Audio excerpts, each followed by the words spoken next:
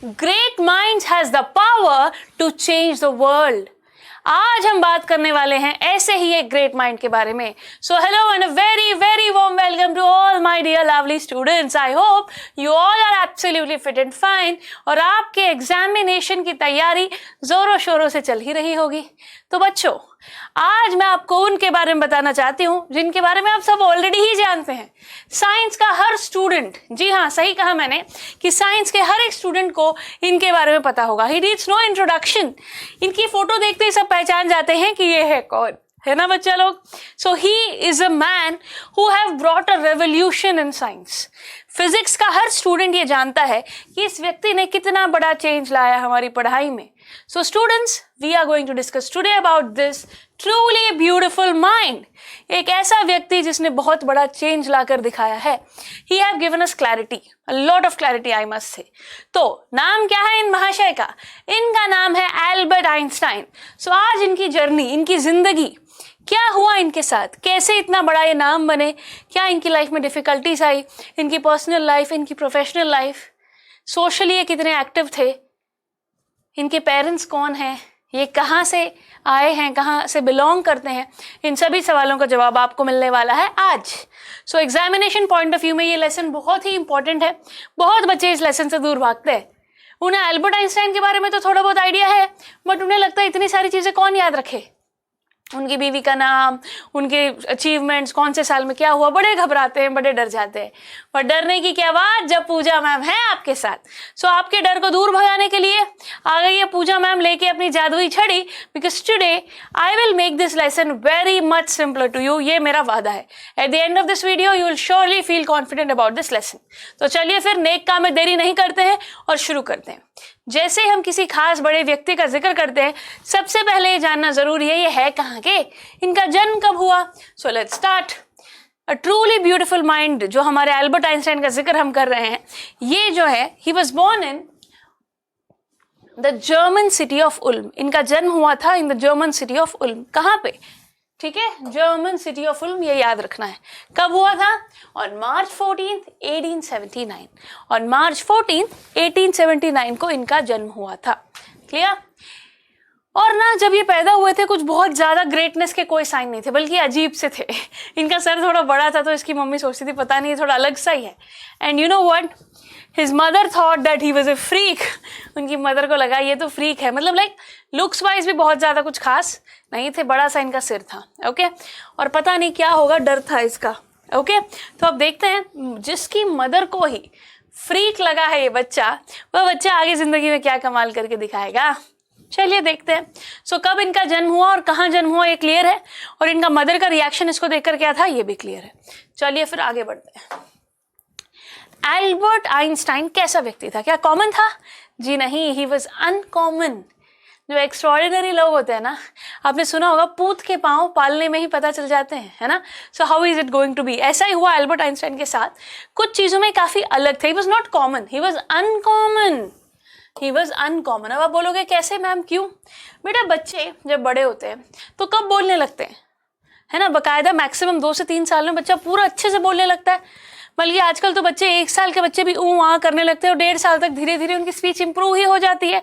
But वेराज यहाँ Albert Einstein के साथ ये हुआ कि वो बहुत लेट बोलना सीखे, और सीखे तो सीखे, जब बोलने लगे तो हर चीज़ 2-2 बार बोलते थे. हर चीज़ he would speak everything twice. हर चीज़ ये 2-2 बार बोलते थे. काफ़ी लेट इन्होंने बोलना सीखा, और जब सीखा भी तो अच्छे से नहीं सीख पाए क्योंकि हर चीज़ में डिले होता था, और जो बोलते थे वो रिपीट करते थे ज़्यादा. ठीक है. और as a boy, as a child, he was very boring. उन्हें ना किसी दोस्तों के साथ खेलने में कोई इंटरेस्ट ही नहीं होता था. वो अपने खिलौने में मगन होते थे. He was boring for other children. बाकी दोस्तों के लिए, बाकी बच्चों के साथ खेलना मतलब इन्हें पसंद ही नहीं था. He didn't like to spend time with other people around him. ठीक है. He was always busy in his own toys. अपने मैकेनिकल टॉयज से वो बड़ा प्यार करते थे. अपने मैकेनिकल टॉय से वो अपनी दुनिया में मगन था, अपने खिलौनों में, अपनी अलग अलग एक्टिविटीज़ में. ठीक है. फिजिकली वो ना बहुत सारे अलग अलग टॉयज देखता था और उनसे चीज़ें करने की कोशिश करता था, उनके साथ ही बिजी रहता था. और जब उनकी बहन हुई तब तो इतनी शॉकिंग बात है कि वो अपनी बहन का नाम, जिसका नाम है माजा, ढूंढता था इसकी पहिए कहाँ हैं जैसे गाड़ियों के पहिए होते हैं, स्कूटर के, खिलौनों के होते ही हैं, व्हीकल्स के पहिए। कहता है अच्छा ये इसके पहिए कहाँ हैं। तो ये अपनी बहन को भी एक खिलौना ही समझता था। समझ रहे हो बेटा? आप इस बात से समझ पाए होगे कि ये कितना टॉयज में और मैकेनिकल चीजों में कितना इसका मन लगता था rather than people। सो शुरू से ही कुछ अलग थे एल्बर्ट आइंस्टाइन। ओके, काफ़ी अलग थे। इन्होंने बोलना लेट सीखा तो काफ़ी डबल रिपीटेड बातें करते थे, वो एक ही बात को बार बार रिपीट करते थे। वो दोस्तों से, लोगों से कम बात करते थे, खिलौने में ज़्यादा बिजी रहते थे। क्लियर? एंड उनकी बहन माजा को भी वो ये ढूंढते थे, अरे इसके पहिए का है, जब वो हुई थी तो। सो देखा आपने, ये है एल्बर्ट आइंस्टाइन और उनकी बहन माजा। चलिए आगे बढ़ते हैं। ये नाम याद रखिएगा एल्बर्ट आइंस्टाइन की बहन का। नाउ एल्बर्ट स्कूल जाएंगे। जब वो स्कूल गए तो आपको ये किस्सा बहुत, बिना इस लेसन को पढ़े भी पता होगा कि एल्बर्ट आइंस्टाइन के टीचर ने एक बार कहा था कि ये बच्चा जिंदगी में कभी सक्सीड नहीं हो सकता, जिंदगी में कभी ये बच्चा कामयाब नहीं हो सकता। एक हेडमास्टर ने कहा था एल्बर्ट आइंस्टाइन को कि ये कभी सक्सेसफुल नहीं होगा। ये बात एल्बर्ट आइंस्टाइन के पापा से इनके टीचर ने कही थी। Okay, that will never make success at anything. और तुम्हें पता है आइंस्टाइन भी काफ़ी अलग थे। आइंस्टाइन की जो हॉबी थी उसको ना सिखाया गया वायलिन बजाना। उसे बड़ा शौक था वायलिन बजाने का। 6 साल की उम्र में ही Einstein began playing at the age of 6। Okay, later he became a gifted violinist. आगे जाकर बहुत ही अच्छा वायलिन बजाते थे वो, एज हॉबी बहुत ही अच्छा वायलिन वो बजाते थे। Clear everybody? He was a great great great violinist. But वो शौकिया तौर पर पसंद, उसकी मम्मी को बड़ा पसंद था वायलिन, तो उन्होंने उसको वायलिन सिखाने डाल दिया। बहुत जल्दी 6 साल की उम्र में वायलिन बजाना सीख भी गया और आगे भी एज हॉबी इन्होंने वायलिन बजाने को परस्यू किया। ठीक है, तो इनकी एक हॉबी लगाओ और बहुत ही अच्छे प्लेयर ये थे। He was a gifted violinist. बहुत ही बढ़िया ये वायलिन बजाते थे। कब सीख लिया था इन्होंने? 6 साल की उम्र में। याद रहेगी बात। और कैसे एल्बर्ट आइंस्टाइन के पापा को एल्बर्ट आइंस्टाइन के टीचर ने कहा था कि ये बच्चा जिंदगी में कुछ कामयाबी हासिल नहीं कर सकता है, never be able to do anything. फिर एल्बर्ट आइंस्टाइन को धीरे धीरे मतलब स्कूल ज़्यादा सा खासा पसंद नहीं था, ही लेफ्ट स्कूल। ठीक है, आइंस्टाइन बहुत बुरा बच्चा नहीं था। Einstein was not a bad people, bad student नहीं था, but he joined high school in Munich. He scored good marks in every subject. Munich के एक स्कूल में वो ज्वाइन था और वो काफ़ी अच्छे नंबर लाता था। बट उसकी टीचर से बड़ी क्लैश होती थी, उसको एजुकेशन सिस्टम नहीं पसंद था। Okay, so he did not like the strict discipline and order in the school. जो स्कूल में जो स्ट्रिक्टनेस थी वो इसे बिल्कुल भी पसंद नहीं थी। तो इसीलिए 15 साल की उम्र में उसने स्कूल छोड़ दिया। He left school for good at the age of 15। याद रखिएगा, इसने स्कूल कब छोड़ा? 15 साल की उम्र में इसने स्कूल छोड़ दिया था और उसको स्कूल खासा सा पसंद नहीं था। ये बात याद रखिएगा। 15 साल की उम्र में स्कूल इन्होंने छोड़ दिया। अब देखते हैं आगे क्या हुआ। आगे हुआ ये कि आगे की पढ़ाई के लिए अब उन्हें आगे जाना था। क्या वो म्यूनिक में ही पढ़ाई करते? नहीं, क्योंकि उनके पेरेंट्स ना मिलान मूव कर गए थे। A year before his parents had moved to Milan, they left him with relatives। तो 1 साल पहले उन्होंने ना एल्बर्ट को रिलेटिव्स के साथ छोड़ के वो चले गए थे मिलान। तो उसकी जो आगे की पढ़ाई हुई है वो हुई है स्विट्जरलैंड में। His education is, he was able to continue his education in Switzerland। याद रखिएगा ये बात। ठीक है, कितनी सुंदर शहर में इनकी पढ़ाई हुई यार, मज़ा आता होगा ना, है ना। His continuation on education was in Switzerland। आगे बढ़ते हैं। अब उसके बाद आगे पढ़ाई के लिए कहाँ? He then forward आगे की जो फ्यूचर की पढ़ाई है वो यूनिवर्सिटी की जो है वो इन्होंने की। ठीक है, in the university of Zurich. He studied at a university in Zurich। और बहुत ही बढ़िया तरीके से इन्होंने वहाँ पे पढ़ाई की। और ना आइंस्टाइन सिर्फ फिजिक्स में ही नहीं बल्कि मैथमेटिक्स में भी बहुत अच्छे थे। He was highly gifted in mathematics। अब आप समझे कि मैथ्स और फिजिक्स का जो भाईचारा है, फिजिक्स के लिए मैथ्स अच्छी आनी बहुत ज़रूरी है बेटा। मैथ्स से कतराओगे, घबराओगे और सोचो कि फिजिक्स आ जाए तो ऐसा नहीं होने वाला। ये बात आप सभी जानते हो, है ना। He was interested in physics also, but he was a gifted mathematician। ठीक है, मैथ्स में तो बड़े ही खास थे ये। क्लियर? आगे बढ़े। और इनकी पढ़ाई कहाँ हुई? यूनिवर्सिटी ऑफ ज्यूरिख में। ज्यूरिख में इनकी पढ़ाई हुई। ठीक है, और काफ़ी बढ़िया तरीके से, बहुत ही अच्छी और इंटरेस्टिंग, और काफ़ी मन लगा उनका वहाँ पे। बट अब आगे क्या होगा देखते हैं। आगे हुआ ये कि उसी यूनिवर्सिटी में एल्बर्ट आइंस्टाइन को हो गया प्यार। प्यार हुआ एक लड़की से जिसका नाम था मिलेवा। और ये जो मिलेवा है ना, ये भी बहुत इंटेलिजेंट थी। इसकी भी फिजिक्स में जो पकड़ थी, जो कमांड थी, वो बहुत ही ज़्यादा थी. So you know what, like minded people get along well. ऐसा ही हुआ आइंस्टाइन और मिलेवा के साथ कि वो बहुत ही अच्छे तरीके से जेल हुए, क्योंकि ना एल्बर्ट आइंस्टाइन को बाकी पूरी क्लास भोंदू लगती थी, सिर्फ ये क्लेवर क्रिएचर लगती थी.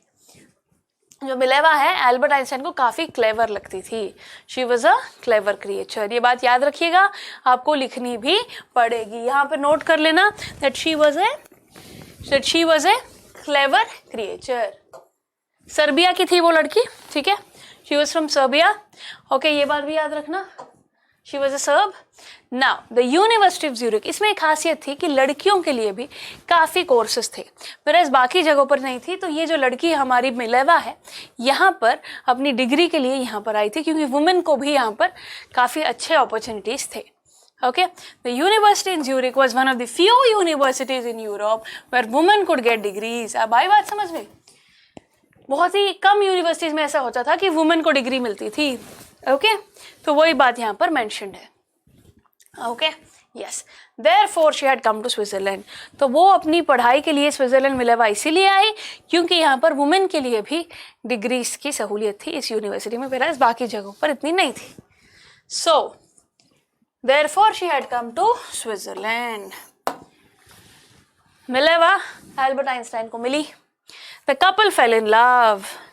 वो जैसे कि मैंने कहा, क्योंकि उसे वो काफ़ी क्लेवर लगी, काफ़ी इंटेलिजेंट लगी, इसीलिए दोनों में अट्रैक्शन बढ़ा and then they started loving each other.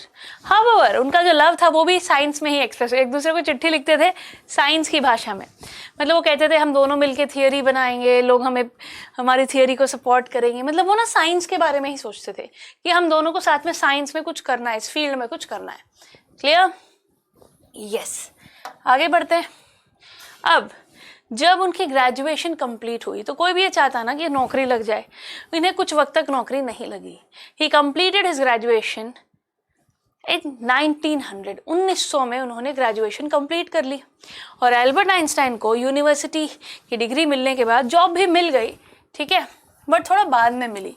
He became a technical expert in the patent office in Bern in 1902. कब हुआ इनके साथ ऐसा? 1902 में, ठीक है. He was also actually developing his own ideas in secret. He called his desk as the Bureau of Theoretical Physics. आप समझ रहे हो, 2 साल इन्हें लगे नौकरी लगने के लिए. पढ़ाई कंप्लीट होने के 2 साल बाद इनकी नौकरी लगी. 1900 में इन्होंने ग्रेजुएशन कंप्लीट किया था और 1902 में इन्हें जॉब लगी. तो 2 साल तक ये क्या करते थे? ये पढ़ाते थे. He was a teacher. और 2 साल बाद actually as a technical expert इनकी जॉब लगी. एज ए टेक्निकल एक्सपर्ट इनकी जॉब लग गई, ठीक है. और वहाँ पर भी है ना, सिर्फ काम नौकरी ही नहीं करते थे, बल्कि फिजिक्स का इन्होंने वहाँ पर भी इनका इंटरेस्ट दिखा, क्योंकि है ना जो इनका डेस्क था, उस डेस्क पे बहुत सारी चीज़ें रखते थे, किताबें रखते थे अलग से जो उनकी नौकरी के रिलेटेड नहीं थी. तो इसीलिए ब्यूरो ऑफ थियोरेटिकल फिजिक्स भी कहा जाता था उनके डेस्क को. वहाँ पर वो काफ़ी कुछ नई नई चीज़ें फिजिक्स के रिलेटेड पढ़ते थे, जानते थे, सीखते थे, ठीक है. सो इन्होंने अपने जॉब में भी यही काम, फिजिक्स के प्रति उनका इंटरेस्ट को जारी रखा. So this man completed his graduation. Until 2 years he didn't get a job. वो 2 years इन्होंने पढ़ाया बच्चों को, ठीक है. और 2 साल बाद फाइनली इन्हें जॉब लग गई यहाँ पर as a technical expert in Bern. कहाँ पर लगी है याद रखना? At the patent office in Bern as a technical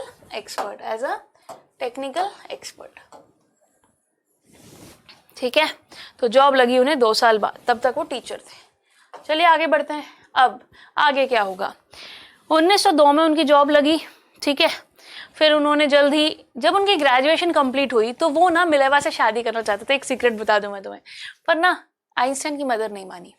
अभी जॉब नहीं, कुछ नहीं, और उन्हें लगा कि ये लड़की बहुत इंटेलिजेंट है, बहुत तेज है, इन दोनों के साथ में निभेगी नहीं. सो एल्बर्ट आइंस्टाइन की मदर को मिलेवा बिल्कुल नहीं पसंद थी. उन्होंने कहा नहीं. और फिर एल्बर्ट ने भी तब शादी फिर नहीं की क्योंकि मदर को नहीं पसंद थी, और तभी पढ़ाई कंप्लीट हुई थी. जॉब वॉब सेटल भी तो होना था जिंदगी में. तो वो 1902 में जॉब लग गई उनकी, और 1903 में 1 साल बाद उन्होंने शादी भी कर ली थी मिलेवा से. उसी से की, माँ के मना करने के बाद भी, ठीक है. चलिए अब जिसका जिक्र सबने सुना है, special theory of relativity, E = mc². ये जो स्पेशल थियरी है, ठीक है, इनका paper, one of the famous papers of 1905 में इन्होंने एक बहुत ही फेमस पेपर लिखा, ठीक है, which was on Einstein special theory of relativity. उसके हिसाब से according to it time and distance are not absolute. For example, two perfectly accurate clocks will not show the same time if they come together after a journey. From this followed the world's most famous formula. It describes the relationship between mass and energy. E is equal to mc square. E stands for energy, m stands for mass, and c for the speed of light in a vacuum which is about 3 lakh kilometre पर second. तो इन्होंने बहुत ही बढ़िया तरीके से 1905 में special theory of relativity पे एक पेपर लिखा. बहुत ही फेमस हुआ ये पेपर. ठीक है, बहुत ही फेमस हुआ. आगे बढ़ते हैं. अब जैसे कि मैंने आपको कहा था कि उन्होंने सक्सेस हासिल की. पहला जो उनको जो पेपर था जिससे सक्सेस मिली वो थी 1905 में. तब तक अगर हम बात करें मिलेवा की, देखो Einstein was solving the most difficult problems in physics. Einstein जब पढ़ाई कर रहे थे तो काफ़ी मेहनत कर रहे थे और पढ़ाई के बाद जैसे ग्रेजुएशन कंप्लीट की वो टीचर बने और अपनी लाइफ में ना बहुत इंपॉर्टेंट और मुश्किल प्रॉब्लम्स फिजिक्स के सॉल्व करते थे. वो जब वो जॉब भी करते थे तब 1902 में जब जॉब लगी तो उस इनका जो डेस्क पे थियरिटी ऑफ ब्यूरो ऑफ अपना फिजिक्स का एक उन्होंने वो छोटा सा खोल लिया था और वहाँ पर काम करते थे. तो उनकी रियल लाइफ में भी वो काफ़ी मुश्किलों का सामना कर रहे थे या फिर मुश्किल फिजिक्स प्रॉब्लम्स का सामना कर रहे थे. उसकी प्राइवेट लाइफ में भी काफ़ी बढ़िया तरीके से, ठीक है, माँ के मना करने के बावजूद भी उन्होंने शादी कर ली थी. His private life is starting to fail. He wanted to marry Mileva, but his mother was against it. मैंने कहा था ना उनकी मदर अगेंस्ट में थी. Okay, she thought Mileva was too old for him. उन्हें लगा मिलेवा बड़ी है. ठीक है, उम्र में बड़ी भी थी मिलेवा अल्बर्ट आइंस्टाइन से. ठीक है, she was 3 years older than him. कितने साल याद रखना, मिलेवा 3 साल बड़ी थी अल्बर्ट आइंस्टाइन से. She was also bothered by Mileva's intelligence. अगर आपके क्वेश्चन आया एग्जाम में कि अल्बर्ट आइंस्टाइन की मदर को मिलेवा से क्या प्रॉब्लम थी, तो 2 रीजन है, एक उसकी एज और दूसरी उसकी इंटेलिजेंस. याद रखिएगा. ठीक है, 2 मार्क क्वेश्चन आ सकता है ये. अल्बर्ट आइंस्टाइन के लिए उनकी मदर को मिलेवा पसंद नहीं थी. कारण एक कि बहुत इंटेलिजेंट थी और 3 साल बड़ी भी थी. ठीक है, क्लियर, ये रीजन याद रखिएगा. चलिए आगे बढ़ते हैं. तो आइंस्टाइन ने शादी करी फिर 1903 में. 1903 जॉब लगने के कुछ वक्त बाद जब उन्हें लगा कि हाँ मैं सेटल हो गया हूँ तो उन्होंने शादी कर ली. 1902 में जॉब लगी, 1903 में शादी कर ली. बहुत ही अच्छी उनकी शादी रही. उनके 2 बेटे भी हुए. He married and they had 2 sons. But क्या हुआ, मिलेवा इतनी इंटेलिजेंट थी, उन्हें ना शादी के बाद धीरे धीरे वो साइंस से फिजिक्स से दूर होने लग गई. वो धीरे धीरे साइंस और फिजिक्स से दूर होने लग गई और इस बात का धीरे धीरे इनके रिश्ते पर असर होने लगा.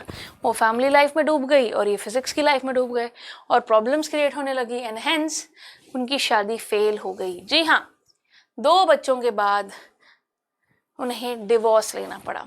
They got divorced in 1919. याद रखना 1919 में उन्होंने डिवोर्स ले लिया. बट फिर उसी साल उन्होंने अपनी कजिन एल्सा से शादी भी कर ली. आइंस्टाइन मैरिड, सो रीमैरिज मतलब दोबारा शादी हुई है 1919 में. Clear everybody. सो डबल मैरिज तो 1919, डिवोर्स भी तभी हुआ और उसी साल में शादी भी हो गई 1919 में. ठीक है, ये ईयर याद रखिएगा. तो अब हमने जाना कि उनकी पर्सनल लाइफ में अप्स एंड डाउन्स थे. 2 शादियां हुई थी. एल्सा उनकी कजिन से ही उन्होंने 1919 में शादी कर ली. चलिए ग्रेट, देन आगे बढ़ते हैं. अब जब उनकी बीवी उनकी लाइफ से गई तो थोड़ा सा लो टाइम था, बट क्योंकि वापस एल्सा उनकी लाइफ में आ गई, उनकी लाइफ जो पर्सनल लाइफ ठीक हुई और वैसे ही प्रोफेशनल लाइफ भी पटरी पर आ गई थी. तो आइंस्टाइन ने जल्द ही कुछ नोबेल प्राइज भी हासिल किया. Einstein's new chapter bought him world in 1915 he had published his general theory of relativity. जब वो साथ में थे मिलेवा के तभी उन्होंने जनरल थियरी ऑफ रिलेटिविटी का बहुत बड़ा जो काम था वो किया उन्होंने. ठीक है, और ये बात मैं बताना चाहूंगी. An eclipse of the sun in 1919 proved its accuracy. 1915 में जो थियरी अल्बर्ट आइंस्टाइन ने दी थी वो थियरी सही साबित हुई 1919 में. कब सही साबित हुई? 1919 में. याद रखिएगा. An eclipse of the sun in 1919 proved its accuracy. Okay, और फिर उनके काम की बहुत सराहना की गई, बहुत ज्यादा सराहना उनके काम की गई. The newspaper called his work as a scientific revolution. जो काम उन्होंने कर दिखाया था उसके लिए that was called a scientific revolution. 1915 में जो उन्होंने जनरल थियरी ऑफ रिलेटिविटी का एक तूफान ले आए वो साइंस की दुनिया में, एक रेवोल्यूशन माना गया, साइंटिफिक रेवोल्यूशन माना गया। लोग बहुत बहुत बहुत तारीफ करने लगे और वो आगे जाकर सही साबित भी हुआ 1919 में, एंड हेंस इसीलिए उन्हें नोबेल प्राइज मिला 1921 में। He received the Nobel prize for physics in 1921। बहुत सारे अवार्ड्स उन्हें मिले और Nobel prize one of the biggest as a scientist. Okay, he received honors and invitations from all over the world after that. 1921 में जैसे उन्हें Nobel prize मिला तो फिर अब there was no looking back। लोग इन्हें बहुत पसंद करते थे, इन्हें हर जगह बुलाते थे, अलग अलग जगहों पर जाने के लिए इन्हें इन्विटेशंस मिलते थे। ठीक है, he received the Nobel Prize in 1921। आगे बढ़ते हैं। अब हुआ ये कि ना आइंस्टाइन ने फिर कुछ साल बाद वो यूएस चले गए। कहाँ चले गए? यूएस। अब एक बात ध्यान से देखिएगा, नाजीज आ गए थे पावर में 1933 में। नाजीज मतलब हिटलर, याद आया? जर्मनी में हिटलर नाजीज पावर में आ गए थे। ठीक है, तो आइंस्टाइन एमिग्रेटेड टू यूनाइटेड स्टेट्स। तो जर्मनी में नाजीज का पावर हो गया था, हिटलर मतलब आ गया था, तो इन्होंने छोड़ के फिर वो यूएस चले गए थे। ठीक है, आइंस्टाइन एमिग्रेटेड टू यूनाइटेड स्टेट्स। अपने बोरिया बिस्तर लेके अपनी फैमिली के साथ वो यूएस शिफ्ट हो गए थे। 5 साल बाद न्यूक्लियर फिशन वाज डिस्कवर्ड। क्या हुआ था 5 साल बाद? Nuclear fission was discovered. बेटा आप जानते हो, फिजिक्स के स्टूडेंट जानते होगे फिशन का क्या मतलब होता है, फ्यूजन का क्या मतलब होता है। न्यूक्लियर फिशन मतलब बहुत बड़ी बात थी, बहुत बड़ी, सब कुछ खत्म करने की ताकत है न्यूक्लियर रिएक्टर्स में। तो यहाँ पर न्यूक्लियर फिशन को डिस्कवर किया गया था by the Nazis in Berlin. Berlin में इसको बाय नाजीज इसको डिस्कवर किया गया था और ये अमेरिकन फिजिसिस्ट को बड़ा ही अपसेट कर गया, बड़ा ही अपसेट कर गया। It upset the American physicist. मतलब इतनी बड़ी चीज यहाँ पर जर्मन में हुई है, बनाई गई है, डिस्कवर की गई है। They were afraid that Nazis would build and use an atomic bomb. तो उन्हें डर था। अमेरिकन को दिक्कत क्या थी? अमेरिकन साइंटिस्ट को ऐसा लगता था ये बहुत बड़ी चीज डिस्कवर हो गई है तो कहीं ये नुकसान ना कर दे, ये जर्मन या हिटलर नुकसान ना कर दे। समझ रहे हो आप? और वही हुआ आगे जाकर। उन्होंने न्यूक्लियर फिजन के प्रोसेस को यूज करते हुए न्यूक्लियर बॉम्ब बना लिया, ऐसा एटॉमिक बॉम्ब जिसमें ताकत थी सब कुछ नष्ट कर देने की। और वही हुआ आगे जाकर, वही हुआ।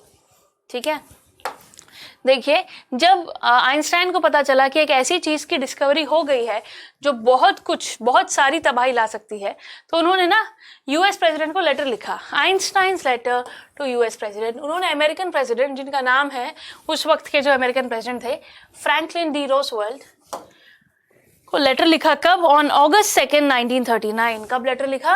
On August 2nd 1939। और उसमें उन्होंने साफ साफ वार्निंग दी और कहा कि भाई बॉम्ब, समझ रहे हो आप? In it he warned that a single bomb of this type might destroy the whole part.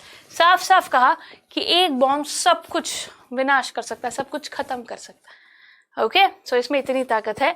और वार्निंग देने के हिसाब से आइंस्टाइन ने लेटर लिखा प्रेसिडेंट ऑफ यूएस को। अब आपको क्या लगा कुछ हुआ तो प्रेसिडेंट तो कुछ खासा सा कर नहीं पाए, बट हाँ इनका डर सही निकला और न्यूक्लियर बॉम्ब हिरोशिमा नागासाकी में, जापान में जो तबाही उस न्यूक्लियर बॉम्ब ने मचाई है, कई सालों तक उसको भुगत रहे थे लोग। ठीक है, the Americans developed the atomic bomb in secret. They dropped it on Hiroshima and Nagasaki in August 1945। August 1945 में ये हुआ कि अमेरिका ने हिरोशिमा नागासाकी पर इस एटॉमिक बॉम्ब को यूज कर दिया और बहुत नुकसान किया। अमेरिका ने हिरोशिमा नागासाकी पर वो बॉम्ब प्लांट कर दिया था। So you are understanding, Einstein का लेटर वो काम कर गया। प्रेसिडेंट को पता चल गया ऐसे ऐसे है और उन्होंने अपनी तरफ से बिहाइंड छुपते छुपाते काम कर दिया था। अब Einstein's work for peace and harmony. अब आइंस्टाइन ने काफ़ी मेहनत की और उसके बाद उनको काफ़ी झटका लग गया। उस इंसिडेंट के बाद, वो बॉम्ब ब्लास्ट के बाद बहुत बड़ा झटका लगा और उन्हें लगा कि एज ए साइंटिस्ट मैं अपने देश के लिए, इस दुनिया के लिए क्या कर सकता हूँ। Then he started working for peace and harmony. अमन और शांति के लिए वो काम करने लगे, for peace and democracy. Einstein was deeply shaken. जितना नुकसान हुआ उस बात से वो डीपली शेक हो गए थे, हिल गया था ये बंदा। So this time he wrote a public letter to the United Nations. US के प्रेसिडेंट को लेटर लिखने के बाद क्या हुआ, इतना बड़ा नुकसान हो गया, तो इस बार उसने लेटर लिखा यूनाइटेड नेशंस को, public letter to the United Nations, सभी देशों का एक दल को। ओके, और उसने कहा इन it he proposed formation of a world government. Albert Einstein ने एक प्रपोजल रखा कि भाई दुनिया की वर्ल्ड गवर्नमेंट बनाना चाहिए हमें, ताकि दुनिया की प्रॉब्लम्स को ये सरकार सॉल्व कर सके। But this did not prove effective, किसी ने इस बात को ज़्यादा माना नहीं, it does not prove effective. Einstein in the next decade involve himself in politics. फिर उन्हें लगा मुझे कुछ करना है तो मुझे पॉलिटिक्स में जाना चाहिए। अपनी लाइफ के अगले 10 साल उन्होंने पॉलिटिक्स को दिए। Okay, he involved himself in the politics. He wanted to bring an end to the arms build-up, ताकि ये जो weapons, ये जो बर्बादी लोग कर रहे हैं, इसे वो ख़त्म करना चाहते थे। He worked for peace and democracy. आखिरी दम तक उन्होंने साइंटिस्ट के साथ साथ वो एक रिवोल्यूशनिस्ट भी है, क्योंकि उन्होंने दुनिया के लिए काम करने के लिए बहुत कोशिश की और काफ़ी साल की भी। और फिर आखिर में Einstein passed away in the year 1955। वो गुजर गए 1955 को, उनकी उम्र क्या थी? 76। ही was a celebrated visionary and a world citizen. वो देश के नागरिक नहीं, दुनिया के बहुत ही बढ़िया नागरिक थे। उन्होंने अपनी दुनिया के लिए, वर्ल्ड के लिए, जहाँ वो रहते हैं उसके लिए करने की, काफ़ी कुछ करने की कोशिश की। विजनरी बंदा था, फिजिक्स में ही नहीं, पूरी देश के, दुनिया की हार्मनी, पीस, डेमोक्रेसी के लिए उन्होंने बहुत मेहनत की। सो हेंस 76 की उम्र में वो गुजर गए। तो वो सिर्फ साइंटिस्ट ही नहीं बल्कि एक रेवोल्यूशनिस्ट, एक विजनरी कहा जा सकता है। He was a world citizen. So I hope Einstein की शुरू से लेके एंड तक की जो भी उनकी जर्नी थी वो आप समझ पाए। मैंने उनकी सक्सेस और उनके अचीवमेंट्स पे बहुत ज़्यादा बार आपको नहीं बताया है, क्योंकि जो थियोरी ऑफ रिलेटिविटी है उसके बारे में आप सभी जानते हो यार। E=mc² बहुत बड़ी बात थी ये, और उन्होंने काफ़ी अच्छे से इसकी डिस्कवरी की थी। ठीक है, अब आप बोलोगे मैम बात समझ में तो आ गई, बट पेपर में ना कभी कभी हम भूल जाते हैं चीज़ें, क्या करनी है क्या नहीं, कैसे लिखना है कैसा नहीं। तो अब मैं आपको बताने वाली हूँ 2 इंपॉर्टेंट चीज़ें। एक, एल्बर्ट आइंस्टाइन का कैरेक्टर स्केच, उनके बारे में क्या कुछ लिखना है पेपर में जाके, सारे इंपॉर्टेंट पॉइंट्स। और फिर कौन से साल है जो आपको याद है रखने, फिर बात बन जाएगी ना। चलिए सबसे पहले एल्बर्ट आइंस्टाइन के कैरेक्टर स्केच से शुरू करते हैं। First and most important, he has been portrayed as a great intellectual genius and a peace loving human being with liberal ideas. इनके बारे में हम क्या जानते हैं? बहुत बड़े साइंटिस्ट तो हैं ही, इंटेलेक्चुअल जीनियस तो हैं ही, और साथ ही साथ दुनिया के लिए इन्होंने काफ़ी कुछ करने की कोशिश की अपने लिबरल आइडियाज से, और काफ़ी विजनरी बंदा था ये। ठीक है, बहुत ही लविंग ह्यूमन बीइंग था। क्लियर, ये बात हम यहाँ पर मेंशन कर दें। आगे बढ़ते हैं। As an intellectual he created a revolution, कहा ना मैंने रेवोल्यूशनरी थे in the field of science. Science में ये भारी रेवोल्यूशन लेके आए, particularly in physics. In human beings he spread the message of love, liberty and peace. इंसानों में उन्होंने मैसेज स्प्रेड करने की कोशिश की, प्यार की, लिबर्टी की, अमन और शांति की। ठीक है, बचपन में during his childhood Einstein did not show any traces of intelligence. बचपन में किसी को ये नहीं लग रहा था कि बड़ा मतलब नायाब करिश्मा हो गया हमारे घर पे, नहीं। लोग, टीचर कहता था ये कुछ कर नहीं पाएगा जिंदगी में। ठीक है, लुक्स वाइज भी थोड़ा अलग सा ये था, ज़्यादा लोगों से बातें नहीं करता था, खिलौनों में मगन रहता था। सो बचपन में कुछ ज़्यादा था इंटेलिजेंट ये लगा नहीं। He was a slow child who started speaking very late. वो एक स्लो बच्चा था जो बोलने बहुत लेट लगा, तो बहुत ज़्यादा अलग सा विजनरी इंटेलिजेंट ये बचपन में नहीं लगा था। ठीक है, उनकी mother, even his mother considered him to be a freak and the headmaster of school had such a negative opinion about him. तो उसकी मदर उसे फ्रीक समझती थी, स्कूल के टीचर उसके बारे में बहुत नेगेटिव ओपिनियन रखते थे कि जिंदगी में वो कभी सक्सेस अचीव नहीं कर सकता किसी भी करियर में। He can never achieve success in any career, in any career. तो आप समझ रहे हो इसका क्या इंप्रेशन था बचपन में, कुछ खासा अच्छा सा था नहीं।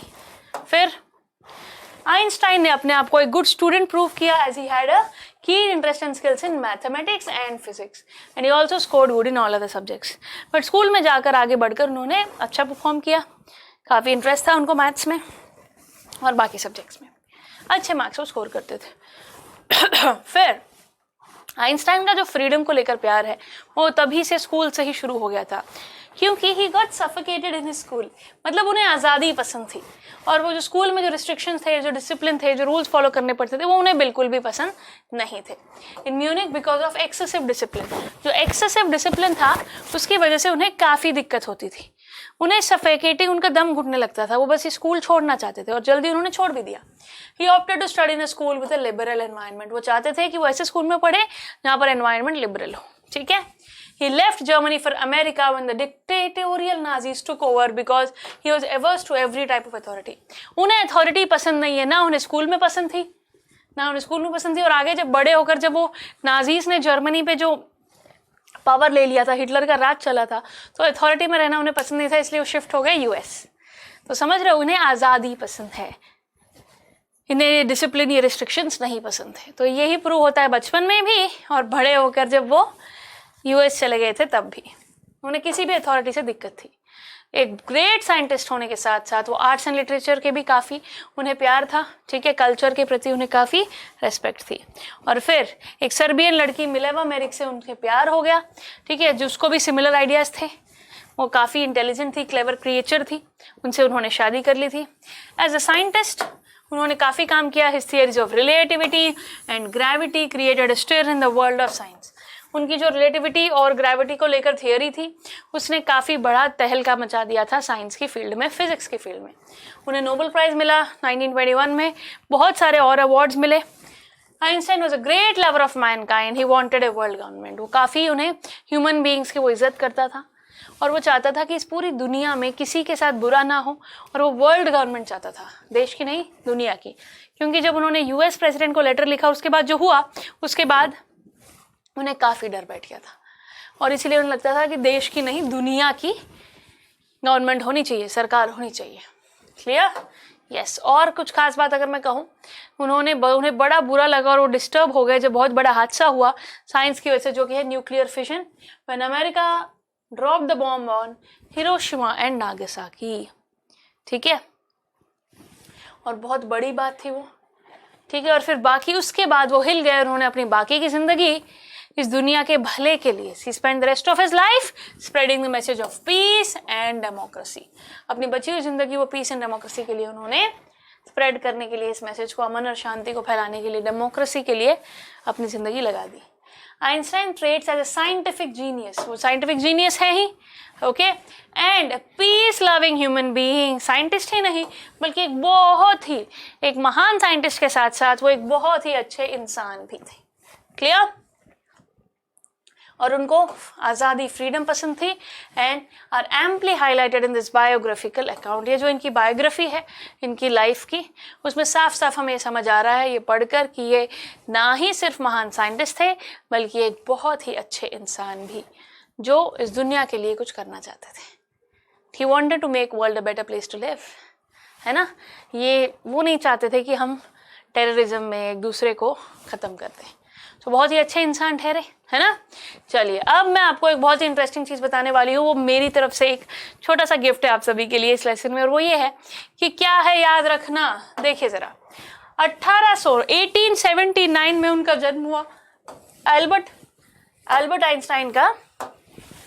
आइंस्टाइन के बारे में हम यहाँ पर बात कर रहे हैं, ठीक है। क्या क्या बातें अपने को याद रखनी है। सबसे पहले एल्बर्ट आइंस्टाइन के बारे में कि 1879 को वो पैदा हुए, ठीक है, पैदा हुए और उनकी ज़िंदगी चल रही थी। उनको काफ़ी लेट बोलना सीखा उन्होंने, और मुश्किलें तो लाइफ में आई ही। उसके स्कूल में कुछ ज़्यादा सी रेस्पेक्ट नहीं थी, और वो आगे बढ़े, उन्होंने पढ़ाई कंप्लीट की।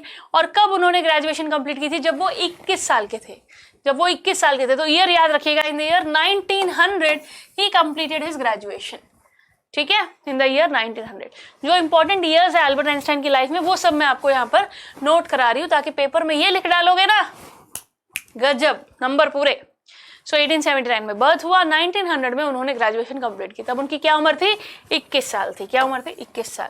2 साल तक उन्हें जॉब नहीं मिली, वो बस टीचर की तरह पढ़ाते थे एक जगह। पर 1902 में उन्हें एक्चुअल जॉब मिली। He was a technical expert in Bern, तो उन्हें टेक्निकल एक्सपर्ट की जॉब मिली 1902 में। और एक बात और, 1900 में जब उनकी ग्रेजुएशन कंप्लीट हुई तभी वो मिलेवा से शादी करना चाहते थे, पर क्योंकि उनकी मम्मी नहीं मानी तो उन्होंने फिर नहीं की। जॉब मिलने के बाद 1902 के बाद जब उन्हें जॉब मिल गई और वो सेटल हो गए, तब उन्होंने शादी की 1903 में। किससे की? मिलेवा से, मिलेवा मेरिक से उन्होंने शादी कर ली थी, ठीक है। और फिर शादी के बाद 2 ही साल बाद उनका जो फेमस पेपर था on special theory of relativity, उस पर एक बहुत ही फेमस पेपर, बहुत ही चर्चित रहा, वो साइंटिफिक रेवोल्यूशन साबित हुआ, ठीक है, जो कि 1905 में आया था। और फिर इतना ही नहीं, आगे जाकर जनरल थियरी ऑफ रिलेटिविटी पर भी उन्होंने काफ़ी काम किया और साइंस में अपना, मतलब इस दुनिया में अपना तहलका, अपना दबदबा बनाए रखा। 1950 में उनकी जनरल थियरी ऑफ रिलेटिविटी आई, जो कि जाके 1919 में सही भी प्रूव हुई। 1905 में उन्होंने अपनी तरफ से एक फेमस पेपर लिखा 1915 में उन्होंने अपनी तरफ से जनरल थ्योरी ऑफ रिलेटिविटी थी, जो प्रूव हुई जाके 1919 में। और 1919 में एक और चीज़ हो गई, और वो ये था कि उन्हें डिवोर्स लेना पड़ा अपनी बीवी से। उनके 2 बच्चे थे, बट 1919 में उन्होंने डिवोर्स ले लिया। ही डिवोर्स्ड एंड ही रीमैरिड इन 1910। उसी साल उन्होंने शादी भी कर ली, किससे? उनकी कज़न एल्सा से। उनकी दूसरी बीवी का क्या नाम था? एल्सा। ठीक है, बट उनकी बीवी आई, उनका जो लाइफ में जो थोड़ा लो टाइम था वो ज़्यादा लो नहीं रहा। जैसे उनकी वाइफ आई तो उनकी जो ये थियोरी सही भी साबित हुई, general theory of relativity prove हुई एक्लिप्स के दौरान। और 1921 में फिर उन्हें उनके सक्सेस के लिए, उनकी अचीवमेंट के लिए, जनरल थियोरी ऑफ रिलेटिविटी के लिए, साइंस के प्रति उनके योगदान के लिए 1921 में उन्हें मिला नोबेल प्राइज। ठीक है, 1921 में उन्हें मिला नोबेल प्राइज। 1933 में जब ये हुआ कि हमारे हिटलर साहब ने जर्मनी पर टेक ओवर कर लिया था, तो ये बंदा छोड़कर चला गया था जर्मनी, और वो चला गया यूएस। और जब वो यूएस गया, ठीक है, न्यूक्लियर फिजन की डिस्कवरी हुई। फिर उन्होंने सबसे इंपॉर्टेंट काम किया, 1939 में लेटर लिख डाला अमेरिकन प्रेसिडेंट को। किन्हें लेटर लिखा? अमेरिकन प्रेसिडेंट को लेटर लिखा। Clear everybody? और उसके बाद जो हुआ वो ये कि अमेरिका ने कुछ साल बाद 1945 में हिरोशिमा नागासाकी में बॉम्ब फोड़ दिया, जिसके बाद ये बहुत ज़्यादा हिल गए और अपनी जो बाकी की ज़िंदगी है उन्होंने सिर्फ और सिर्फ अपनी दुनिया के लिए, अपने इस वर्ल्ड के सिटीजन्स के प्रति लगा दी, पीस एंड हार्मनी, डेमोक्रेसी को स्प्रेड करने में। समझ रहे हो बात को बेटा? ठीक है, सो ये याद रखिएगा। वो गुजर गए 1955 में। कब गुजर गए बेटा? 1955 में। तो मैंने ना न्यूक्लियर बॉम्ब का कब वो हुआ वो मैं नहीं बताया, बट फिर भी आपको मेंशन कर देती हूँ। 1933 में क्या हुआ? हिटलर जर्मनी आया, नाजीज कह सकते हो आप। नाजीज कहाँ है? जर्मनी आए। फिर ये यूएस छोड़कर, सॉरी जर्मनी छोड़कर यूएस चला गया। कहाँ चला गया? जर्मनी छोड़कर ये बंदा चला गया है यूएस। सो ये काम हुआ था 1933 में। 1933 में ऐसा हुआ, ठीक है। और फिर न्यूक्लियर फिजन की डिस्कवरी हुई जर्मनी में, और बाद में न्यूक्लियर फिजन की डिस्कवरी के बाद जो हुआ, तहलका मचा, तबाही हुई, जो कि हुई 1945 में, ठीक है। एटम बॉम्ब का जो हिरोशिमा नागासाकी पे था वो था 1945, और वो कब गुजरे बेटा? 1955। उनकी उम्र क्या थी? 76। ओके, फ्रॉम 1879 टू 1955, 76 ईयर्स इन्होंने अपनी ज़िंदगी बताई। एक बहुत ही बड़ा नाम इन्होंने अपना बनाया, और लोग इन्हें भूल ही नहीं सकते in the field of science, right. So ये ना सिर्फ देश के ही प्रति नहीं, दुनिया के प्रति जागरूक थे, और वो पूरी दुनिया में टेररिज्म को मिटाना चाहते थे, इस वेपन्स को मिटाना चाहते थे। क्लियर? सो आई होप आज आप सब ने जाना कि great minds can surely make the world a better place. उसने पूरी कोशिश की एल्बर्ट आइंस्टाइन ने अपने साइंस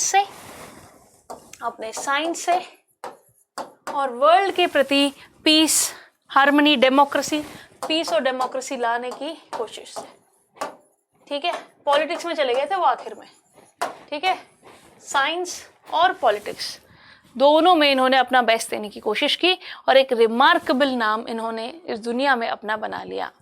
सो आई होप अब ये लेसन आपको काफ़ी इजीली समझ में आ गया होगा और आप आगे बढ़ोगे। सॉरी थोड़ा सा मेरा गला बैठा हुआ है तो वॉइस थोड़ी लो हो गई, but I hope you have understood things properly. मिलेंगे अगले लेक्चर में, तब तक के लिए अपना ध्यान रखिए, खुश रहिए और कोशिश करिए कि आप भी इस दुनिया में एक छोटा सा चेंज ला पाओ और इस दुनिया को एक बेटर प्लेस बना पाओ। मिलेंगे, तब तक के लिए अपना ध्यान रखिए, पढ़ाई करते रहना। Bye bye, take care.